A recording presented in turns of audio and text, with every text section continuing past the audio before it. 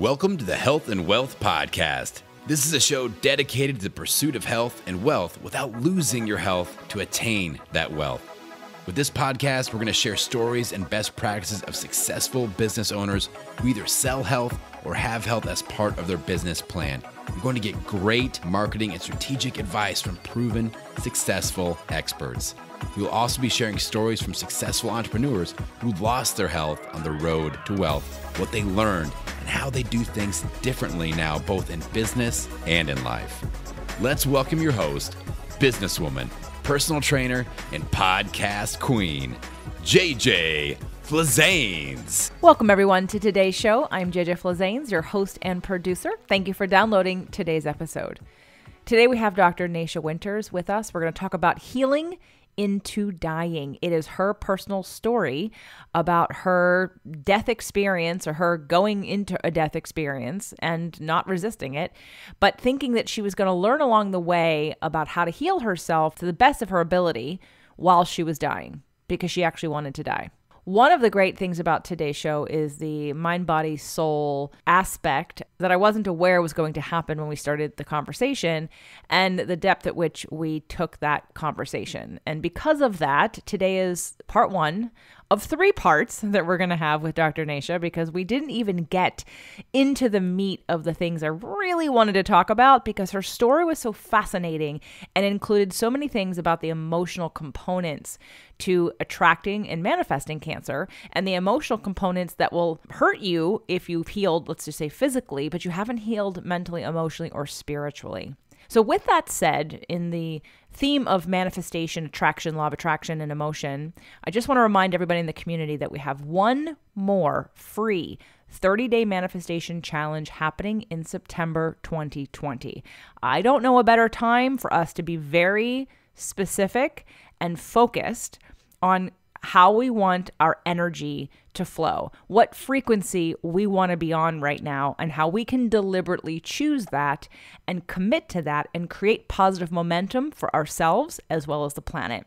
If you're interested in joining us for the last free 30-day manifestation challenge, go to jjflazanes.com/30-day. That is 30DAY.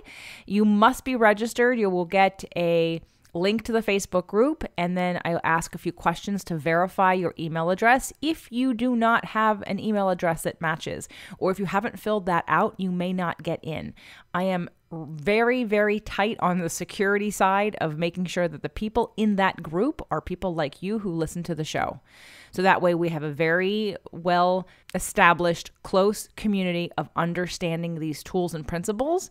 So that way when we're in the group, that it flows and everyone can be supportive of each other at the level in which you would expect by listening to the show. So again, that's jjflazanes.com/30-day, 30DAY, and the link will be in the show notes. Dr. Nasha Winters is a sought-after luminary and global healthcare authority in integrative cancer research.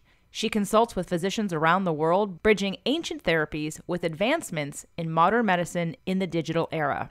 A personal journey with cancer and a medical career spanning over 25 years has Dr. Nasha on a mission to educate and empower the nearly 50% of the population expected to have cancer in their lifetime. Welcome to the show, Dr. Nasha. Hi, JJ. Thank you for having me.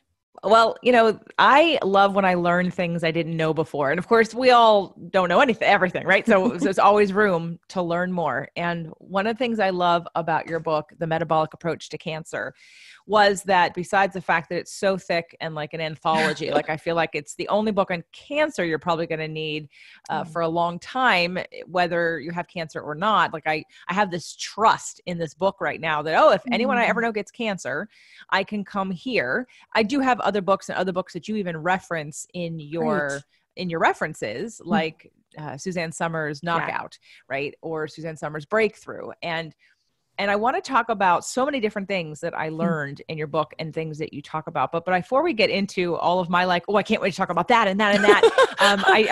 I want to go over your story of like how you got here and why you wrote a book about the metabolic approach to cancer. Because I know you have your own cancer story, right? Right. I mean, I don't really know anybody who's gotten into the cancer arena without having an up close and personal experience with it. So I'm no different than the rest of my tribe. Well, let's start there. Let's start with a little bit of your background into, things that we didn't hear from your bio, and then into your experience, and then what culminated is you writing a book about the metabolic approach to cancer. Sure. I was just kind of came into this world with a lot of crazy health issues from the get-go. I feel terrible for, my mom putting up with some of my health issues as a kid, a lot of colic, a lot of GI stuff. And so really, I never really even understood the concept of wellness because I'd been sort of sick from the get-go for so long that I didn't even understand that I was sick, if that makes sense. It's that analogy we hear of, putting the live lobster into a cold pot of water and slowly heating it. I was that lobster, right? Until the lobster water was boiling. And so was I. Up until that point, it took years to get to that point. And so fast forward, all of my crazy health issues at a very young age, but right between, the junction of turning age 19 into 20, my sophomore year of college, in and out of the hospital and ER for the year prior to the official diagnosis, everyone thought I was just dealing with some of my old chronic health issues, polycystic ovarian syndrome, endometriosis, IBS, like all of these things kind of looked and smelled the way they had for all the years prior. By the time I did finally land in the hospital with a full belly full of fluid, cancerous fluid, a concept known as ascites, my organs had decided to completely shut down. My pulse ox was super low. I was really in trouble. That's when they kind of went, oh, she's not a hypochondriac. Oh, she's not dealing with, ongoing polycystic ovarian issues. That's when they did a full workup and realized that I was an end-stage organ failure secondary to stage 4 ovarian cancer. So I still say that, and it still kind of freaks me out because that's almost 29 years ago. It'll be 29 years this October. And I was so sick that there was nothing they could offer. They knew that a single dose of chemotherapy would just wipe out what little, kind of kidney and liver function I still had remaining. So that wasn't a recommendation. The recommendation was, you can get another opinion, but they'll probably tell you the same, which they did. And we can start treatment, but even with treatment, we're looking at a couple of months at best. So basically, the good old get your affairs in order story came my way. Bit of a shock on one level. And people who've listened to me share my story before, the other level is it wasn't a shock at all. Because honestly, I had been praying for a very long time to end a lot of the misery of my life, and had even tried to take my own life over the years. And so for me, the gift of that moment was the realization that I really did want to live. And that's what has begun a near 3-decade journey ever since. Well, you don't look a day over 30. So the fact that this was 29 years ago, you were pretty young. Yeah. And so before that, I'm guessing you weren't a naturopath. No, I was an undergrad at the time of my diagnosis. I was a CNA. I worked as a certified nursing assistant at my local nursing home. I worked on an Alzheimer's unit and around the rest of the facility. I was also a CAC 1 and 2, which is a certified addictions counselor by the state of Colorado. I worked in a detox center, addictions. I actually thought I wanted to be a psychotherapist working with addictions, thanks to my background. And I also was pre-med. I was also still very interested in medicine. I was a biology, chemistry major. But leading up to that, I always had a natural kind of curiosity of the world, a love of medicine, a love of the sciences, a love of the natural world. So this wasn't, that far off for me. When I was given that diagnosis, being a student and being into my second year of college, I didn't expect to live. That was not what I was shooting for. My whole goal wasn't about, I'm going to kick this cancer. I didn't have any of that inner fight battle mentality. My role or my road that I took was one of curiosity, one of saying, okay, if I'm going to leave this world, I want to understand all of the components that led to this moment. I want to really understand this for myself so I can make peace with it and basically heal into dying. That was sort of this weird 19, almost 20-year-old mindset that I was dealing with of, okay, I always wanted to die and now I don't, but now I'm going to. So I want to understand more of my story.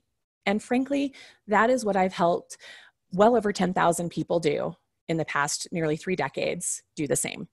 So what was the first step after the diagnosis in terms of, okay, I want to understand, I'm curious, I do want to live. Now, what am I doing physically? Perfect. So there's kind of two main things that happen simultaneously. Actually three. Number one, I somehow recognized in some form or fashion that what was going on with me came from deep-seated trauma.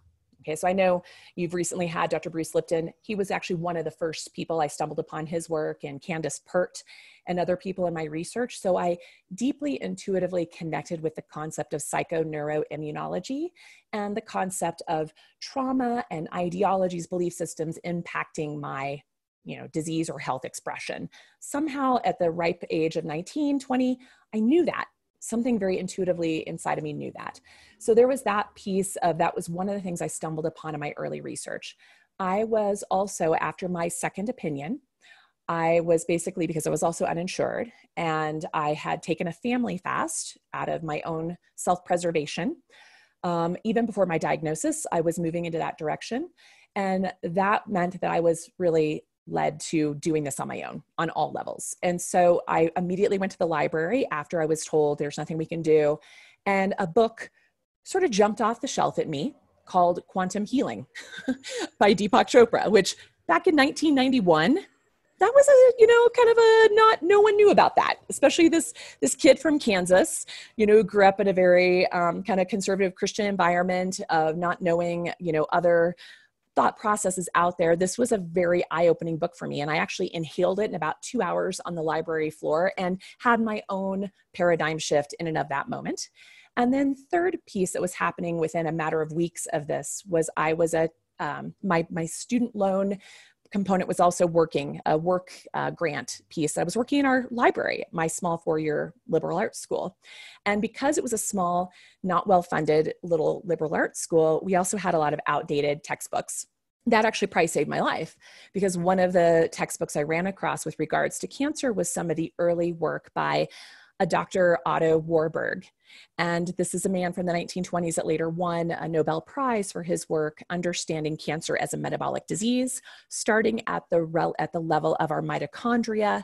And that resonated with me far more than the two-hit theory of cancer, the genetic theory of cancer that I was starting to learn in all my science classes. So these weird things happened simultaneously, frankly, kind of aligned rather miraculously, in my opinion, that led me to take a very different path to my understanding, which then led me to different paths of how I was going to approach this. And then every time I was able to kick the can down the road a little bit further, new information would sort of come to the surface that would help me figure out what was going on and keep on keeping on. So I'm still that person almost 30 years later, learning new things about myself, about this process, about this as a big picture of how it affects everybody. At this point, almost half of us will experience cancer in our lifetime on this planet, that it's just this ongoing life learning, living laboratory that I've become and brought others into the fold to learn as well. So you've read Quantum Healing, you're looking at the metabolic application of dealing with cancer. So what's the first thing you do on the physical level in terms of, did you do the chemo? Did you do a drastic change in diet? Did you do vitamin C infusions? What did you do? Good question. So where I was, again, this was a path. This wasn't me making a conscious decision or learning about this. This was just the result of my situation, which was that I also had a bowel obstruction at the time of my diagnosis. So that meant that anything I put in would come back out at the top, including, and this is going to be a bit graphic, stool over a period of time, because my bowel obstruction was pretty bad. Okay. So that was part of what they thought was going to kill me fastest. They thought that I was just going to blow out my colon or just die of malnourishment. But what ended up happening is, when you are at the state of cachexia, metabolic wasting, so a concept where my muscles are breaking down faster than they can build up, as well as the blockage, as well as the nausea and the pain, as well as the fluid that took up valuable real estate in my abdomen that pushed against my diaphragm and my stomach, so there wasn't even room to eat if I wanted to, I accidentally didn't eat and therefore fasted for almost 2 months. Little sips of water, little sips of tea, every once in a while, little sips of broth or different things along the way. But that, now in hindsight, was probably what saved my life, because of the level of research we've now had around the role of fasting in the treatment of cancer and the enhancement of standard of care treatments of cancer. So that was number one. And that was a default, accidental, not thought out. Now I actually guide people to do that on purpose, deeply thought out, deeply researched, deeply vetted. But then I didn't know that. That was number one. Number two, my pain was out of control. So the next thing I did for dealing with my pain management is I found a brand new, relatively new to town at that time, acupuncturist. Very, very big deal back then. No one knew, really acupuncture almost 30 years ago was kind of unheard of or very still on the fringe. Today it's very, it's integrated in almost every major cancer center in the country.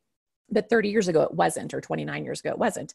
So I started doing acupuncture to deal with the extreme discomfort of the ascites, the pain, the liver mets, all of the, the pelvic pain that I was having, all of the different stuff. And that weirdly, of course, took care of my pain, but it started to balance out other things. Anyone who's ever experienced acupuncture knows what it has an effect on the rest of your quality of life. So my stress response, my sleep patterns, my digestion. I was actually starting to actually make some movements happen. So it was impacting my peristalsis. It was opening up that blockage. It was taking away the pain. It was allowing me to start to nourish myself again. That was sort of phase two. And I promise you that it has been almost a tiny little drop in the bucket stair step ever since of, okay, well now I have room to maybe bring in some things that I was reading about. Like at that time, Pal Dark OT. Today, we have had some studies to show that Pal Dark OT actually induces apoptosis of ovarian cancer cells, but that data wasn't available back then. It just seemed like a good idea because I was dealing with chronic candida and other health issues, and Pal Darko is kind of what I stumbled across in the old herbal eclectic journals and writings. And so it's been that way for me all along. It's almost like I was led to the next step and the next step and the next step. And I'm still experimenting with myself and others, but I'm also now able to tap into the literature, the research. At that time, there was no, Dr. Google. Internet was not available where I was. There was, dependent on microfiche and the Dewey Decimal System to do any form of research. And the limited amount of information there was at that time on how to treat cancer outside of a standard of care, chemo, surgery, radiation model was utilizing things like the Gerson therapy or certain herbal, interventions that were showing up at that time. And I tried those and didn't get great results, but still kept learning and digging and starting to think more critically and mechanistically to, okay, well, what would the mechanism of action be of the acupuncture on this? And that's when I started learning about, wow, it's impacting my endorphin system, which is probably letting my body, have a moment of peace, of release, of relief. And so I was just kind of learning along the way, like, well, that makes sense. Let's follow this a little bit further. Do you have any idea what your astrological chart is? It's so funny you asked that because I was such the scientist. I was like, that's all hooey, bogus. It was in 1996 that I was in my first year of medical school, and we had a visiting Ayurvedic doctor teaching some of the old Ayurvedic pieces as an elective course at my college in my naturopathic medical school in Arizona. And this woman, she was an Ayurvedic practitioner, but she utilized in her patient assessments, she utilized this ancient Ayurvedic astrology called Jyotish, Jyotish.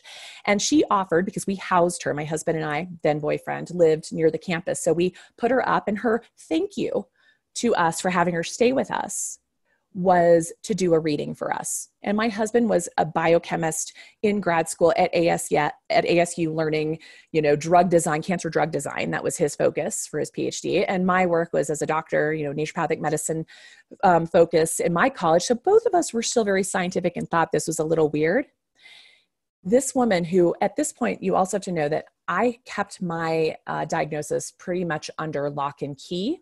There were only a very handful of people who knew, because I did not associate with being a cancer patient. I did not want to be a cancer patient. Was still not expecting to live a full 5 years into my diagnosis. I was still dealing with it pretty readily. So my student doctors at the college knew, one of my trusted professor advisors knew, of course, my husband knew, and one or two best friends knew. And that was it. Not even my own family knew at that time. They knew later, but they didn't know then. And so part of that was also self-preservation, for a topic we can get onto at another time. But what ended up happening is Marg, this woman, ended up doing my chart. And of course, I knew nothing. And she looks at my chart. She knows nothing about me. And she said, wow, She goes, by all accounts, and I was 25 years old at the time she read this. She said, by all accounts, you shouldn't be here. And I sat there, I'm like, well, what do you mean? She goes, you entered this state called Rahu at age 10 that lasts until you're about 29. But a few years ago, your chart moved into this area that basically is where people die. I mean, like, I'm really simplifying a lot of concepts here, but she's like, this is what, and she literally could say April of 1991. And that's when I started ending up in the ER constantly. She's like, somewhere between April 21st of 1991 and April 21st of 1992, you basically were supposed to die. So what in the world? She's like, have you had any health issues? Like, she's asking me, and I'm just sitting there like the blood going cold in my body thinking, did someone, share my medical history, et cetera. So that was one big aha. And then I've had a few other Western astrologers and other Ayurvedic folks look at my chart and they're like, you came through these things because you have very important work to do on this planet. And the dashas and the things I'm running right now on my chart are very much about teaching, or about speaking out, about going against the system, about changing paradigms. And I laugh because that was definitely not my intention, right? Ever along the way. And yet time and again, people who've met me who come from that perspective, from astrology, psychic, et cetera, they're like, holy shish, like this was definitely meant to be.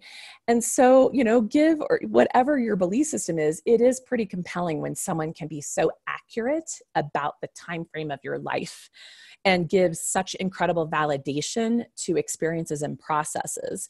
And yet, even now, I seek out this information because it helps give me a little clarity about the chaos around me and in the world, and maybe where we're going, and maybe offers me some light at the end of the tunnel. It's clear that this is precisely what path I was supposed to take. Well, I don't do astrology to that level. I teach people, I basically use your planetary alignment in several areas to understand how you interpret information, what's important to you, how you hear things, how you value things, how you respond, and how you can communicate and work with others, because not everybody interprets things the same way. And astrology gave me that perspective of, look, if this person is, let's just say an earth sign, and I'm really just going elements now, but earth signs generally want stability. And so they seek the comfort of stability, of knowing their surroundings, of having a box. They want the box.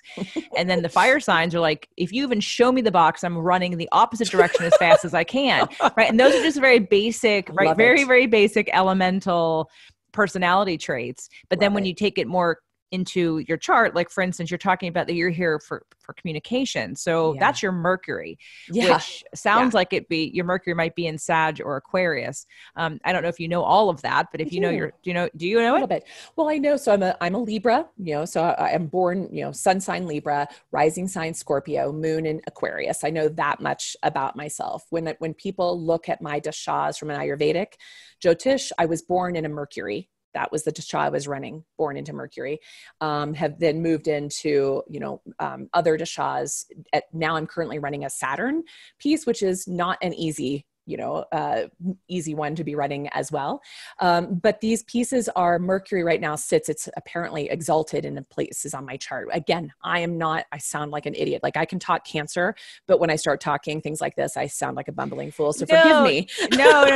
You are repeating what has been said to you, and the things that you're talking about are things that I don't have necessarily familiarity with anyway. Obviously the sun in Libra, moon in Aquarius, rising Scorpio. Do you know what your true node or north node is? Gosh, somewhere along the way I did. I wish I did right now. That's okay. I'm going to come after you after this and find out. And like so my Mercury is in Aquarius. And one of the things about Mercury in Aquarius is sort of that trendsetter of looking at patterns and helping to heal the world before the world needs it kind of thing. And it wasn't until I learned that about my Mercury in terms of communication, it made a lot of sense, and it validated sort of my forward thinking and why people think I'm weird or I felt weird in my family because I would see trends. I was 12 years old telling my family what was going to happen to my cousins, like in years Wow. to come. Wow. And of course they're looking at me like, you're a crazy kid. And then when they happened, they were like, how did she know that? Wow. And I didn't have an answer for how I knew it, except I'm watching a movie. You're in the movie and I'm the observer, and I see the patterns happening, and I see what's going to happen if things don't change. Wow. So anyway, so I always ask about, because I can feel the water part of you. And it's so interesting because the Libra part of you, like you said, like you were looking for, it's almost like you were looking for the universe or God to tell you, should you be living? You're like, oh, I kind of want to die. Right. Oh, I've got this disease. I'm going to make peace with it. Like the balanced aspect of Libra going, oh, I'm going to make peace with it. Like, I'm not going to take one position or another. I'm just going to sort of find the balance and the truth of it. And so that's good. So anyway, I needed to know. I didn't need to know. I like to know because I hear things. And for me, it's an ongoing experiment and curiosity in how it gets expressed. And I love that. So, all right. So now we have this cancer journey that literally fell upon you, and everything that you did was like, oh, I can't eat, therefore I'm going to fast. And wow, look, that kind of saved my life.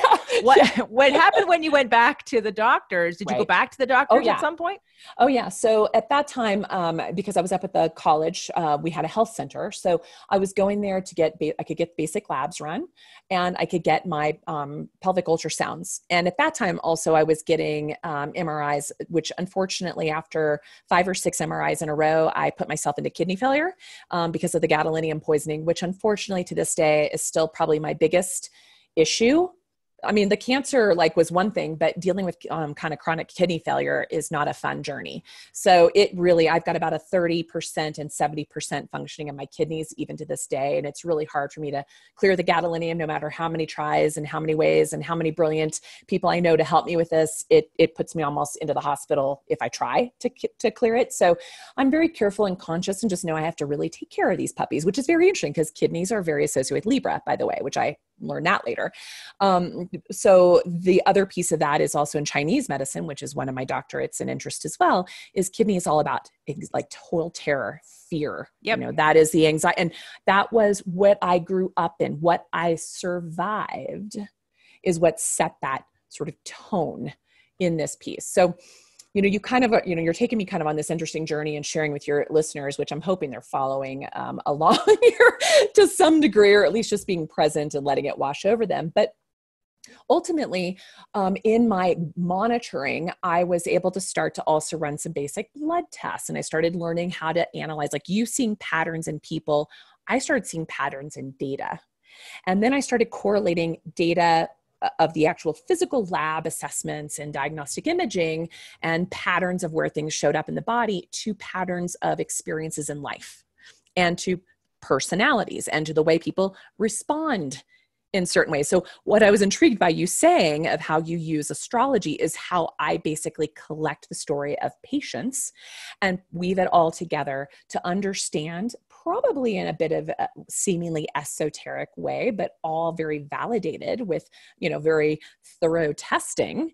I'm able to help them understand the correlation between, okay, your kidneys aren't working, but here's the terror piece, or your lungs, have some issues, but there's this deep latent grief, or the colon is having issues, or like the liver's having issues, and there's this deep latent, depression or rage or unresolved, emotions. And so in that time of learning for myself, seeing a Chinese, acupuncturist, herbalist, she started teaching me about these patterns and relationships. And then I started taking courses from a local herbalist who started teaching me about systems, and systems thinking with approach to that. And so before I even started medical school, I worked at a health food store. So because I was super poor, I could get discounted food. I could also take home all the food they were going to throw away. I pretty much lived on throwaway food for several years. I could take home any supplements that were either samples or that people were returning or greatly discounted if they were going to discontinue. So that's how I could afford to do that. I would clean houses of people like my acupuncturist to get treatment because I didn't have the money to pay her, or do yard work or gardening for the Rolfer, who was helping me basically make room in my pelvis because I had so much scarring from the tumor burden in my pelvis and from all the ascites that had stretched everything out. And so I was a freaking resourceful little person with no means to do so. Full on first person in my college to go to college, first person in my family to go to college, working several jobs, taking a huge student loan burden of classes, which should also give folks a kind of a bit of an awareness of my personality, was my survival mode that precisely got me into having a cancer diagnosis was also the the beneficiary of helping me get out of the hot mess. So what had initially caused like all that stress and trying to survive also helped me kind of float on top of it for the first good 5 to 10 years. And then I started to realize that pattern of survival and fear and all those pieces was keeping me from breaking through a certain level. Like, great, I can keep myself alive right now, but I am still sinking. That's like the first decade experiment of my own surviving this process, despite my cancer markers still being well over 1,000. They were in the 15,000s when I was first diagnosed, still seeing things on ultrasounds and MRIs when I was still able to run them, and the one CT scan I had that almost killed me outright because of the scan dye as well. All of these other labs, I started to learn how to listen to my body and correlate the data to what was going on and alter my treatment based on what the data was telling me. And part of that data input was, again, we started with fasting because I couldn't fit it in. But the several years leading up to my diagnosis, I had become a vegan because I had grown up in Kansas. My grandma worked for a meat packing company for 50 years before she retired. I was horrified by the state of animal welfare at feedlots in that environment. That's what I was exposed to in my farming, ranching family of origin. And I decided for animal reasons, for ethics, that I was not going to eat animal flesh. But the caveat was that I thought that Vlasic pickles, Velveeta cheese, which is not cheese, and iceberg lettuce was a good substitute for that. So I became even more malnourished, more inflamed, and messed up my hormones and blood sugar even further by the time I was diagnosed. And instead of learning about that, the beginning, I actually became more dogmatic about my diet. So I stayed into kind of the vegan world the first 7 years of my diagnosis. And it wasn't until my Chinese medicine professor into my second year of medical school said, "You're dying." Like, called me out on it because my pulses, my tongue, everything was in trouble. All my labs were a hot mess. I was so strongly, extremely malnourished. And he got me to agree to eating eggs a couple times a week. That was my gateway drug. And that still took me until 2006 before I had any other animal flesh. And not until 2010 did I finally let go of what was really causing so many of my lifelong health patterns, which for me, in my body, my N=1 experiment happened to be legumes and grains, which, as you can imagine, as a vegan and then a vegetarian, was the predominant base camp of my diet. Now, on the side, I had polycystic ovarian syndrome, Hashimoto's thyroiditis, endometriosis, rheumatoid arthritis, and celiac disease. Those are the known autoimmune diagnoses I've also received after my cancer diagnosis, because I kept eating those things into existence. Because what I thought I was doing right for my cancer was actually aggravating all of the other terrain issues in my body. I've since learned a lot about that because I've researched on myself, but I've also learned, as the data is changing, what works and doesn't work for certain conditions, certain epigenetic expressions, certain lab values. And so again, a living laboratory, doing it in real time, making a lot of mistakes along the way, and pivoting as needed as I learned something new. Well, you actually just hit upon one of the points that I wanted to make sure that we covered today, because as I was looking through your book and reading different parts for different reasons, I got to the little section about the alkaline versus acid conversation. Yeah. And you mentioned Gerson, and that's definitely one of the things that I have heard worked for people. The idea that you're eating a vegetarian / vegan raw food diet, Gerson's one application of that, but yeah. I know that it's based on the whole acid alkaline conversation. And you say in the book that that's actually not true. Can we talk about that?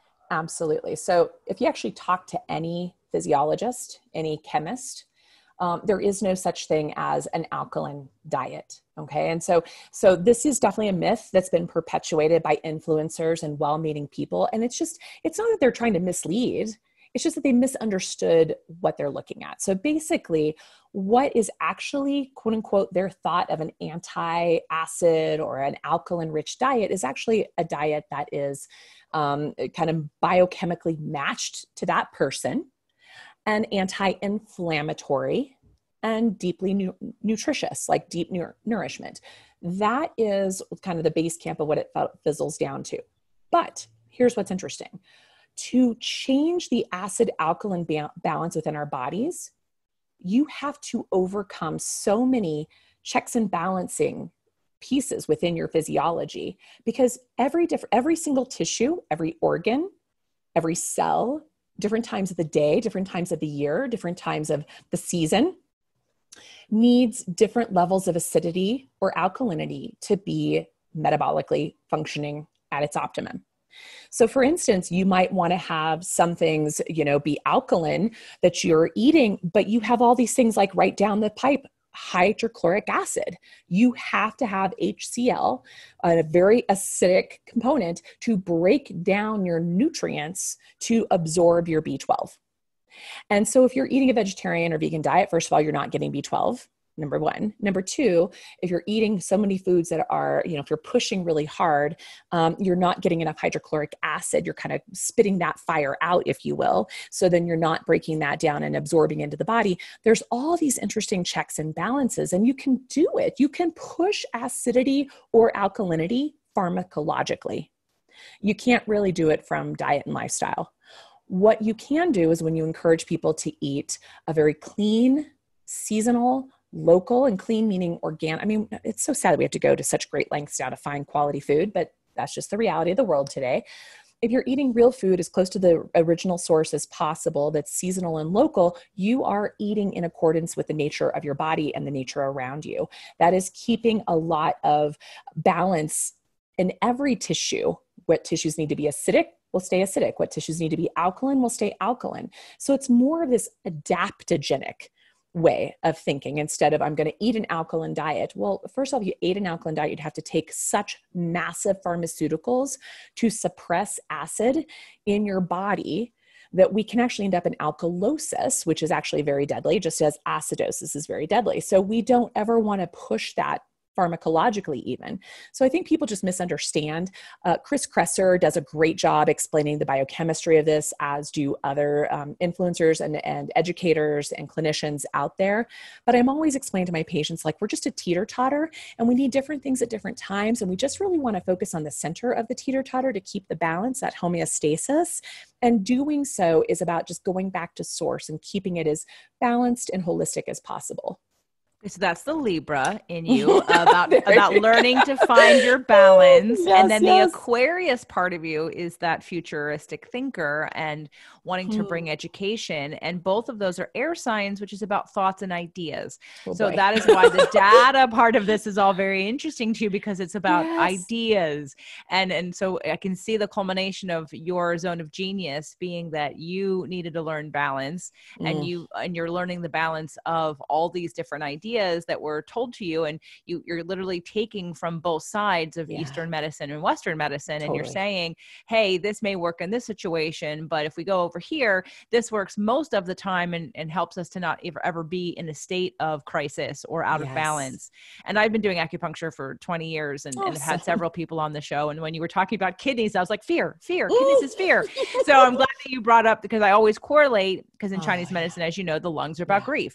And most people, when they have a death in the family, or they have some kind of bronchitis or some reoccurring lung issue, it's a signal of deep grief that hasn't been released from them. So it doesn't matter. And I think you had a quote from Carolyn Mason in your book that says it doesn't matter what treatment you give someone if the underlying cause is a spiritual and emotional calling for growth and expansion. It doesn't matter what you do, Western, Eastern, because none of it will work if you don't learn the lesson that it sparked in you in terms of your expansion. So I love that, but I had to just point out the Aquarius Libra application in this situation, because it's so clear now, especially knowing. And I love, there are so many people that are vegan that think that, I don't eat animal meat, therefore, and there's so many, and not that they're not incorrect, but there are hormones and antibiotics and things in meats that shouldn't be. Right. And that does add to some of the problems that we have now. But going back to looking at, because I know that one of the things that you recommend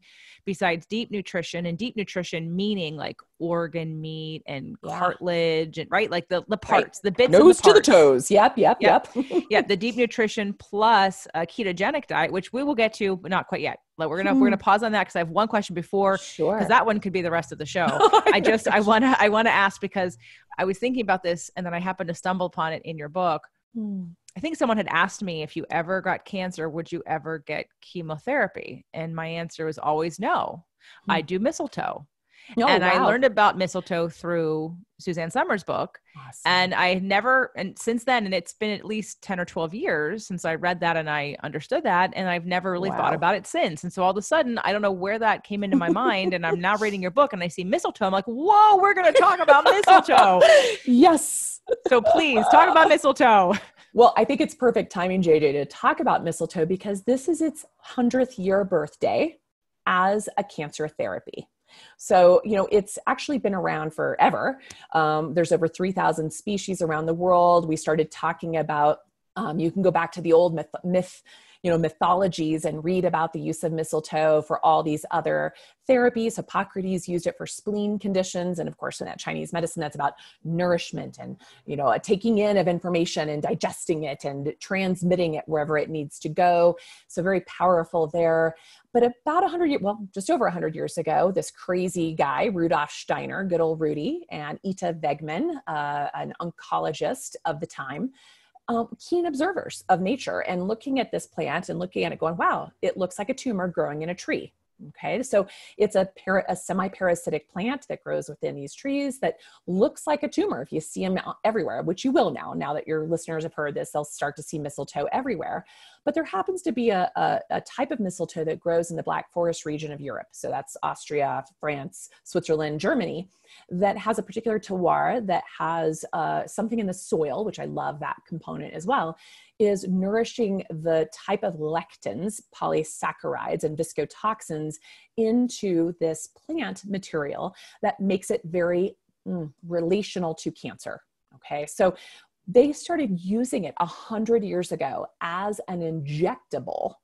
This is what's so crazy to me, for cancer. And somehow, without any of the studies we have today, they understood that if you took this orally, those lectins and those polysaccharides get broken down by the acidity of our digestive tract, that it breaks it down, and it still has other benefits for other things, but it doesn't have the anti-cancer component unless you bypass the gut and you move into it going into the B cell level of the body, which is in that subcutaneous level of the tissue, or you bypass that altogether and go into the vein and use this to stimulate an immunomodulating effect.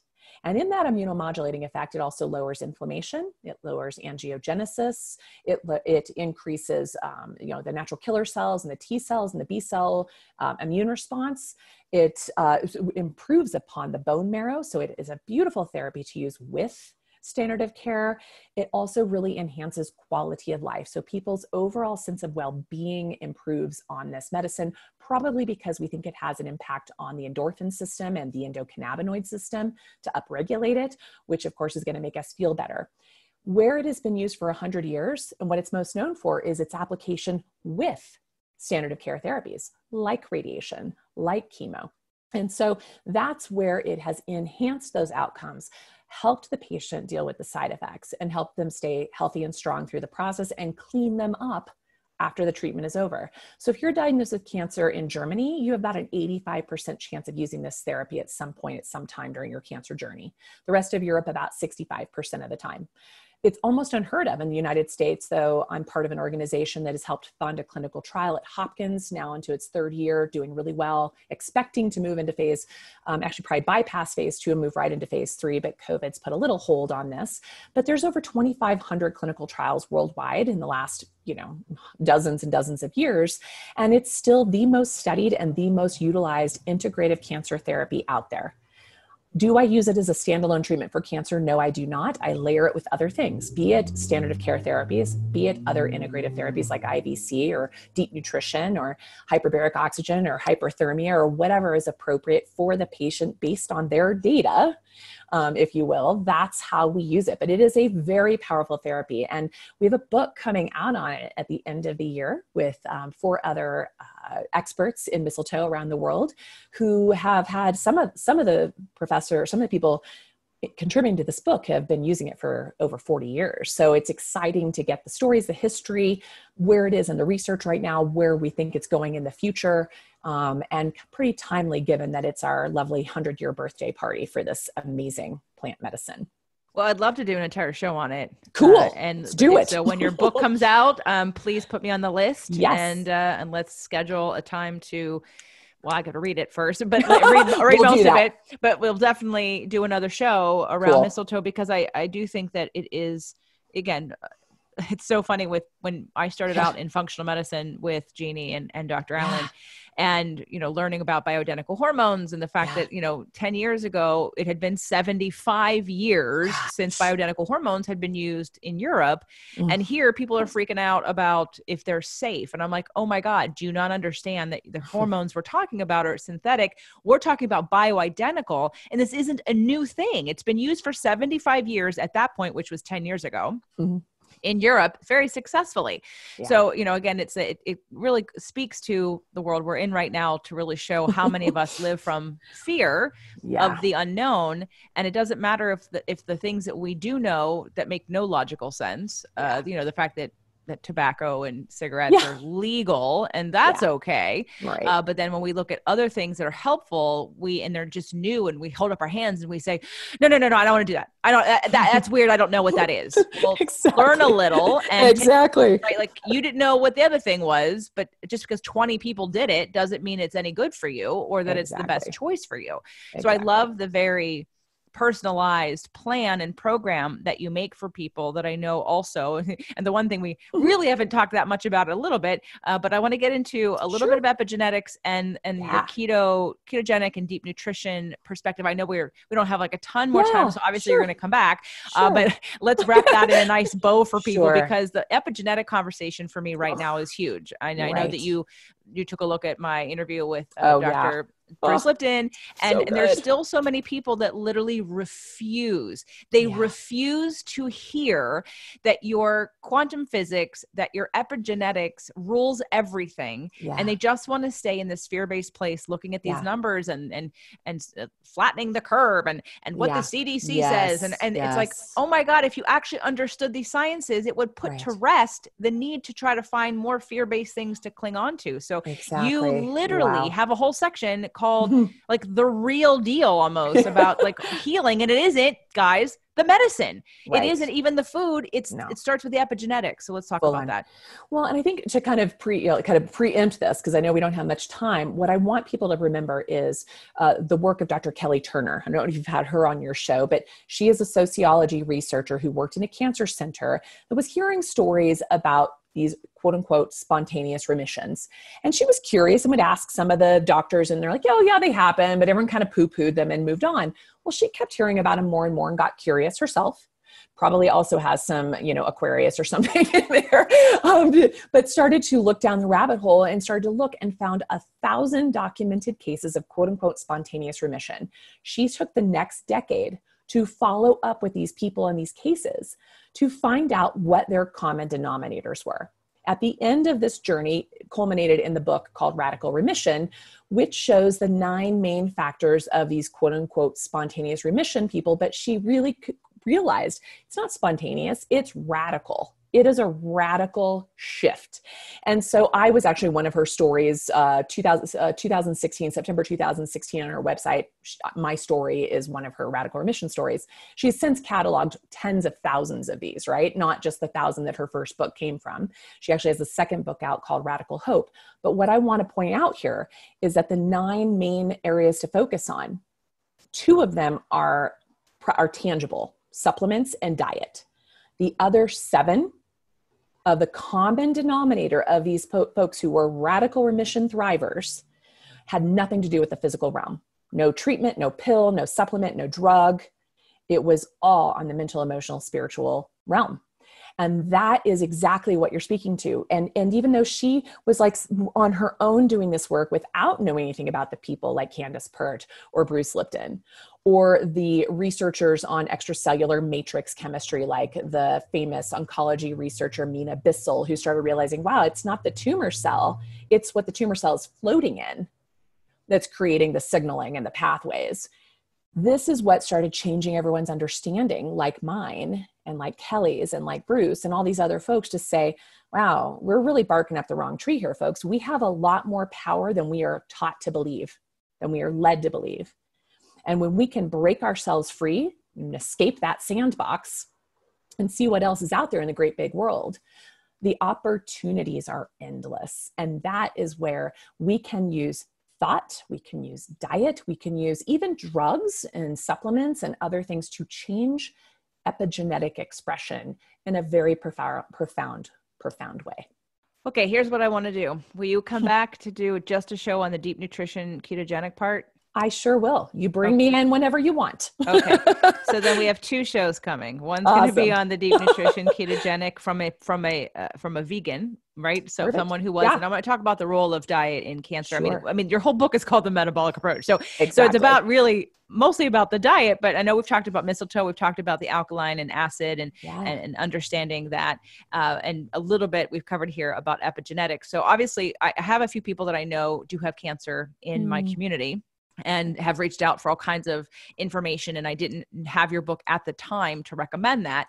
So I definitely would love to tell everybody now, if you haven't guessed by now, because today's show, The Metabolic Approach to Cancer, please get that book by Dr. Nasha Winters. And you can get it on Amazon. And where else can you tell them to go? Where can we send them for anything else? Perfect. So you guys can stalk me at Dr. Nasha Winters for Instagram. Also Dr. Nasha Inc. INC on Facebook, and then also The Metabolic Approach to Cancer on Facebook. Those are the places to follow me. If you want to go to my website, drnasha.com, drnasha.com, there are hundreds and hundreds of hours of free content, of videos and, interviews and write-ups that I've done. I also do a monthly newsletter to bring people up to speed on what's going on out in the world of research, out in the world of thriving, out in the world of applying these terrain-centric concepts to your every single day, as well as my favorite kind of book reads and other, things that really have changed and inspired my own life. So I want people to have that. Plus on the website, we have a little a free little download of 5 steps, if you're diagnosed with cancer, whether it's your first rodeo or a second time around, really ways to think about this differently, more holistically. And that's where my mission now is, to change this paradigm that it doesn't have to be a death sentence. I'm someone living proof of that nearly 30 years later with cancer, though it hasn't been cancer-ring in a very long time, a good decade or so. And so that's a concept that will also throw people off, and we go into that a little bit in the book as well. But we can definitely dive into that on future conversations around more specifics around the foundation of the diet, as well as the mistletoe and the mistletoe's impact on the immune system, but also on the psychosocial aspect of the well-being. The anthroposophical doctors believe that mistletoe basically came here to restore balance, to restore rhythm in our bodies. So the mistletoe will be the 3rd show. The second show we're going to spend on the really more of the metabolic approach, basically what your book is about. What I want to finish up with today is that I saw that there was a section in the book about the cancer personality traits of people who get cancer.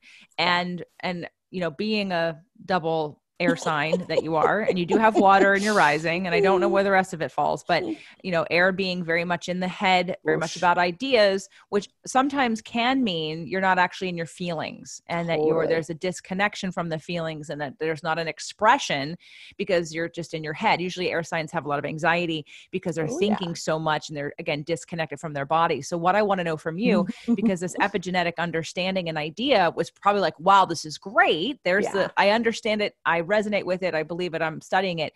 Now, what was your application? What did you do to connect your head to your heart and your body and work on some of the emotional changes and releasing and neurological repatterning? What did you do?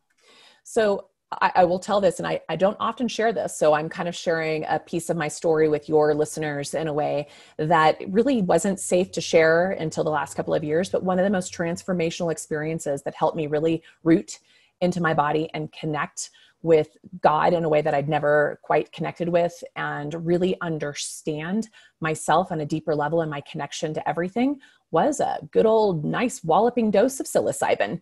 And so that was early on within the first year of my diagnosis. And I think that was really instrumental because I didn't see any other way out. And I believe that this plant medicine was really instrumental in rewiring my perception and rewiring my ability to look for other opportunities. So it was a very powerful tool for me to break some really ancient rooted patterns that were difficult to do on my own. Now, some people can get there without that, no problem. I think most people can. I was really in a place where I think I would not be here today if I had not had that running start. The other piece is that nature is exactly like, I'm the person, you will see me laying on the earth a lot. You will see me barefoot on the earth a lot. That is a place where nature really, really roots and grounds and soothes my soul. And if I don't get a nature fix every day to some degree, it really does keep me too much in my head. You know, the Ayurvedic doctors would call me very vata deranged at times, of where I can go with this. So it helps root me tremendously. And meditation is the other. Pretty much I have to do that every single day or I'm not a functioning person, because it helps me get quiet and still to really synthesize that information that's spinning around in my head and integrate it, and then be able to share it in a way that's, actionable for myself and for others. Definitely meditation for you air signs to stop the spinning and to stop the negative momentum and, energy into more of a quieting the mind a little bit, or reducing the speed of momentum that you have going on and bringing it back down for sure. And in terms of plant medicine, it's not the first time I've heard it. Actually, Dr. Eben Alexander was on the show and we talked about that in terms of in its relationship to consciousness. And so it's something that I'm interested in. I have got friends that go to Rhythmia once a year, or they've experienced it. They've done the whole thing down there in Costa Rica where it's, you've got like a shaman for each person or every two people. And you're very, the health aspect is really taken care of. I've never done it, but it's funny that you say that was what it is. Cause I remember an ex-friend of mine who was an air sign, who was real wound tight, just very much so. And is a Gemini. And I remember saying to him, and I do wine and caffeine. That's and sugar, right? Those are my drugs. I've never really smoked pot, maybe like a handful of times in my life, and between the ages of like 22 and 26. I did an edible once over the last year, which was not a good idea for me. Right. You probably have a CYP2C9 star, which I have, which makes pot make you a psychotic person. So I don't want that paranoia and that psychosis. And some of us are wired that way. So yeah. Although we'll take it back. I do use some CBD sometimes, but again, that's more for the health benefits of CBD. Very different. But I told this friend, I said, cause he didn't drink, he didn't do anything. And I said, look, I do not normally recommend drugs, but you smoking pot, you might just want to try it once just to understand where to go to. Interesting. Like to put yourself in a different state, because you don't know any differently, just to open yourself up to, here's what it would be like to slow my brain down. Yeah. And then you work at lifestyle changes to get there through meditation, through grounding. I've had Clint Ober on the show and Meryl Hemingway to represent earthing. So we're big earthing people on this show. And, and I need it more. I try to do it as much as possible, but it is so healing. Yeah. And again, there's just so much to cover. I knew once I started reading the book that I was going to have enough to fill this hour.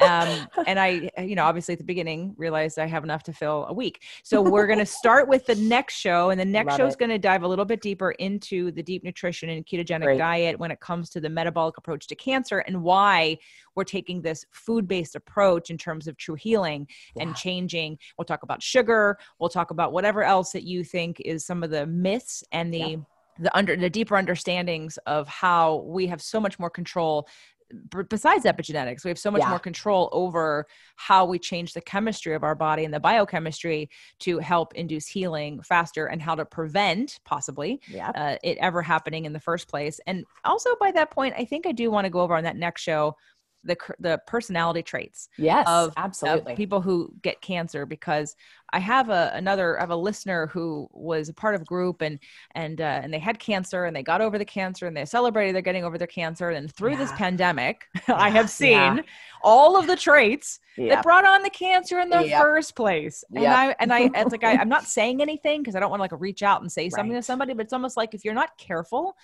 you're going to get it back because you didn't actually address the reason why you manifested it in the first place, which was the constant worry, people pleasing, over giving, exhaustive rescuer, but at the same time martyr, right? Yeah. And that's like, you cannot heal from the soil in which you got sick, simply put. And so people return back, because I hear people say all the time, I just want to go back to the way it was. Guess what? That's what got you here. So please don't ever think in those terms. Yeah. So it's cool. So Dr. Nasha is DRNA. It looks like Nasha, DRNASHA.com. And did you want to talk about the Believe Big Institute? Oh yeah. Just a quick, maybe we can touch on that more later, but I would love for people to go and Google Believe Big Institute of Health, which is a nearly 3-decade dream starting to come to fruition of the first and only integrative metabolic forward residential hospital research institute in the United States. And so the best vetted therapies from standard of care to integrative care, all under one roof, with a variety of ways to pay for it, be it health grants, be it philanthropic, be it insurance, be it cash-based. So basically it opens itself and lends itself to being available to everybody, not just those with means. And we're very excited. We're now working on our capital campaign, starting on our big fundraising aspects of it, but you'll get a little video taste, you'll get a little one-pager taste of what we're up to. And we're definitely looking for strategic partners and capital to help make this happen. So if you want to have any listeners who have a couple $1 million lying around, they want to throw into changing, creating basically a legacy of changing cancer as we know it, I'd love to talk to them. So Believe Big Institute of Health, the link will be in the show notes for those of you that know where the show notes are. So make sure, and if you don't know where the show notes are, then you can Google Believe Big Institute of Health. And that's fabulous. And we'll definitely talk about that a little bit more on the next show, because she will be back. Whoosh. Dr. Nasha, thank you so much. It's been amazing. And I can't wait to talk to you again. Absolutely. What a joy, JJ. Thank you. And thank you to all your listeners for tuning in.